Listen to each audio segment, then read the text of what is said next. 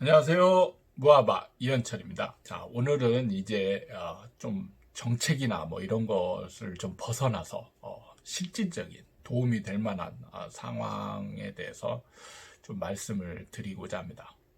자, 오늘의 주제는 가계약입니다. 특히 부동산 거래를 안 해봤던 분들이 가계약 분쟁이 생기는 상황을 많이 접하게 돼요. 그래서 여러분들에게 이 가계약에 대한 정확한 의미, 그리고 뭐 현장에서 쓰이는 것들, 그리고 주의해야 될 것, 이런 것들에 대해서 좀 설명을 드릴까 합니다. 굉장히 이거 중요한 거예요. 여러분들이 경험이 없는 분들일수록 실수하기 쉽거든요. 자, 가계약이라는 거는 원래 이 부동산은 이제 계약이 있죠. 계약을 하면 이제 사실 물리기가 힘듭니다.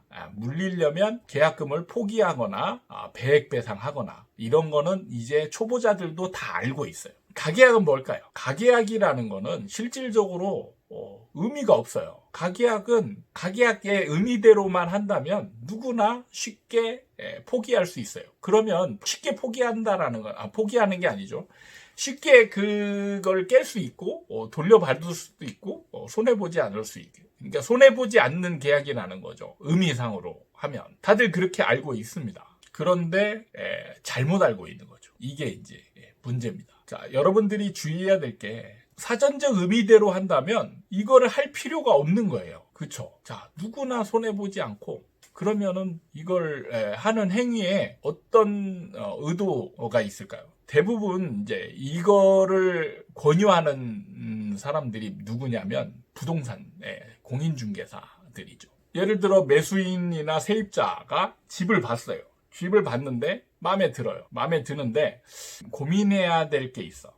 그래가지고 이거 결정을 좀 못하겠는데, 그러면은 부동산이 옆에서 이제 꼬드기죠. 지금 이걸 보는 사람들이 꽤 많으니까 지금 뭔가 가계약이라도 해놓지 않으면 놓칠 수 있다. 지금 가서 고민해가지고 오면 누가 돈 집어넣으면 그걸로 끝이다. 이거죠. 그래서 가계약이라도 해라. 이게 이제 지금 서로 완전히 잘못된 겁니다. 만약에 가계약 의미대로 한다면 내가 돈을 가계약한다고 집어넣었어요. 그럼 다른 사람이 뒤늦게 온 사람이 나 계약할래요. 그러면 내가 가계약 우선을 주장할 수 있을까요? 못합니다.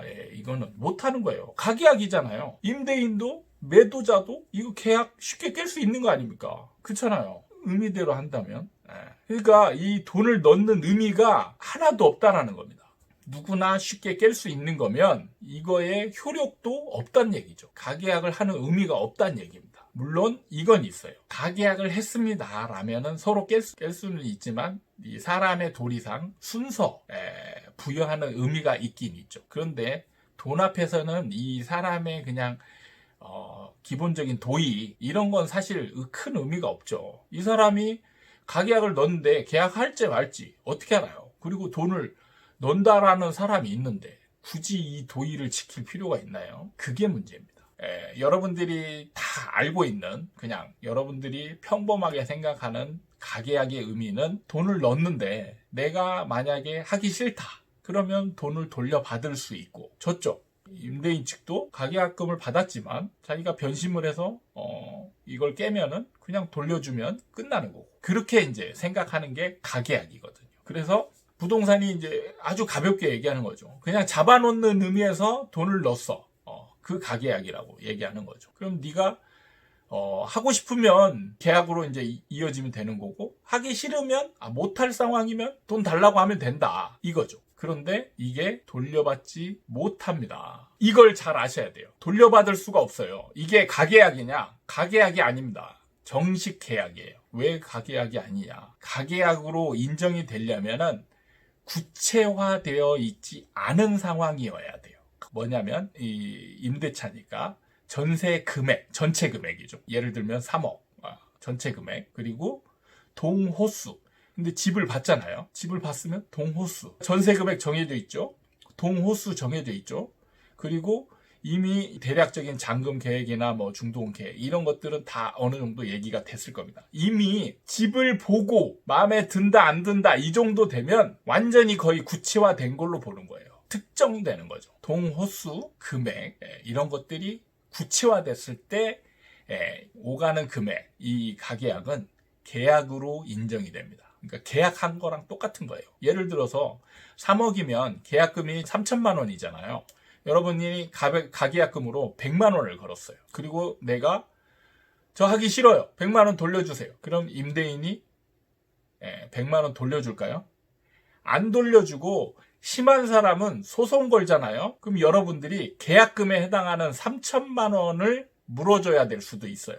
왜냐하면 이게 정식 계약으로 인정이 되기 때문에 계약을 깼을 경우에는 계약금을 반환하거나 아니면 계약금에 해당하는 금액을 포기하는 걸로 계약을 깰 수는 있거든요. 그러면 임차인이 계약을 깼기 때문에 변심에 의해서 단순 변심에 의해서 계약을 깼기 때문에 계약금에 해당하는 3천만 원을 물어줘야 되는 겁니다. 임대인이 정말 까칠하고 그냥 진짜 냉철한 사람이라면 그렇게 나올 수도 있는 거예요. 근데 대부분은 그거 받고 그냥 퉁치기도 하죠. 굳이 막 나쁜 사람 되기 싫으니까. 근데 나는 이게 가계약이라고 생각하고 100만 원도 돌려받을 거라고 생각하고 걸었는데 이 100만 원은 날려야 되는 겁니다. 못 받습니다. 그나마 이 임대인이 착하기 때문에 100만 원으로 끝나는 거죠. 근데 내 입장에서는 이 100만 원도 아까운 거죠. 돌려받을 수 있을까요? 못 돌려받습니다. 그러니까 여러분들이 이걸 잘 하셔야 돼요. 특정화 되었냐 아니면 두리뭉실하냐. 근데 두리뭉실한 상황에서 가계약금을 걸지는 않거든요. 집을 본 것도 아니고 그냥 부동산에 가가지고 전세 물건 있어요? 그럼 네 있어요. 대부분 처음부터 막 동호수를 가르쳐주지는 않으니까 3억에 나와 있는 물건이 있는데 가계약금이라도 걸래요? 그럼 여러분이 가계약금 걸겠어요? 물건도 안 보고 물건이 뭔지도 모르는데 여기에다 가계약금 걸겠냐고. 마음에 드는 것도 아닌데. 집을 안 봤으니까 마음에 드는지 안 드는지도 모르잖아요. 이런 상황에서 가계약금을 걸 사람은 제 경험상으로는 한 번도 없었던 것 같고 여러분들이 아마 상식적으로 생각해도 안 걸 것 같아요. 그러니까 여러분들이 현실적으로 생각하면 가계약금을 거는 상황이라면 이미 다 구체화됐다는 거예요. 그러면 이건 가계약의 의미가 없습니다. 그냥 계약인 거예요. 근데 문제는 부동산들이 가계약인 것처럼 언제든지 깰 수 있을 거다라는 식의 뉘앙스를 주면서 이거를 종용하는 거죠. 그러면 여러분들은 그래도 혹시나 하는 기대를 가지고 가계약금을 걸게 돼 있어요. 그러니까 많은 사람들이 가계약금을 실제 걸어요. 이게 문제입니다. 제가 결론적으로 말씀드리면 가계약 행위는 하지 마세요. 여러분들을 위해서 말씀드리는 겁니다.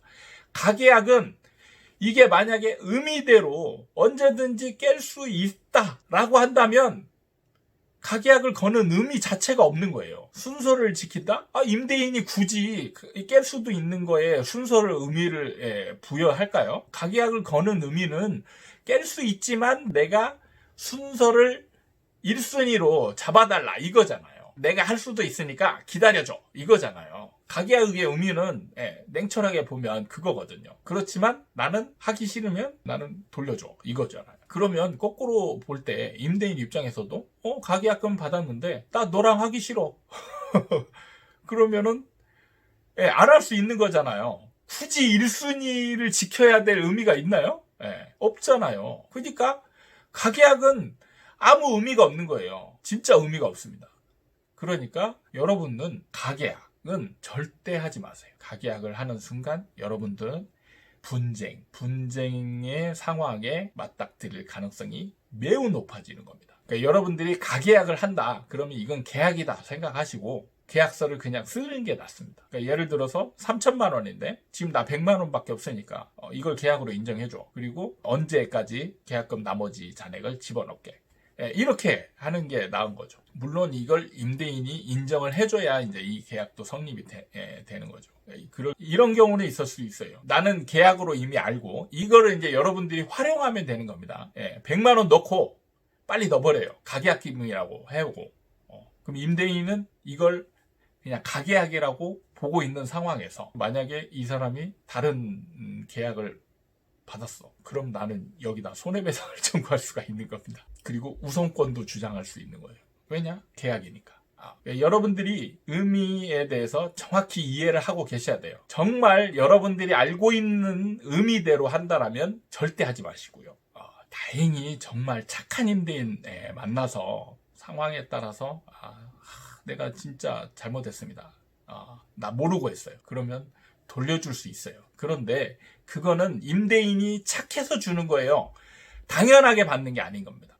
착각하시면 안 돼요. 이 부분에 대해서 좀 알려드리고 싶었습니다. 분쟁이 너무 많아요. 이거 가지고. 제가 일하던 분양 사무실도 굉장히 이런 분쟁이 많습니다. 이 부분에 대해서는 분양받을 때의 가계약, 이거는 제가 또 따로 기회를 봐서 영상으로 만들어 드리도록 하겠습니다. 일반에서의 가계약은 결론적으로 절대 하지 마시고, 자, 오늘 영상은 여기까지 하도록 하겠습니다. 또 다음에 새로운 주제를 가지고 여러분들 찾아뵙도록 하겠습니다. 감사합니다.